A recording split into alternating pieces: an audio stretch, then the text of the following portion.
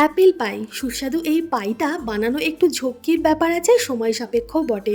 তবে যখন apple pie খেতে ইচ্ছে করে তখন আমি খুব সহজেই এইভাবে বানিয়ে ফেলি অ্যাপেল পাইয়ের সাথে অ্যাপেল কেক, যেমনটা আজকে বানাচ্ছি। আপেলটার খোসা ছাড়িয়ে টুকরো টুকরো করে কেটে রেখে দিলাম। এদিকে একটা ফ্রাই প্যানে 50 গ্রাম মাখন গলিয়ে তাতে 60 গ্রাম মতন চিনি গুঁড়ো দিয়ে চিনিটা ভালোভাবে গলিয়ে টুকরো করে কেটে রাখা আপেলগুলোর সাথে 10 মিনিটের জন্য রান্না করে ঠান্ডা হতে দেবো।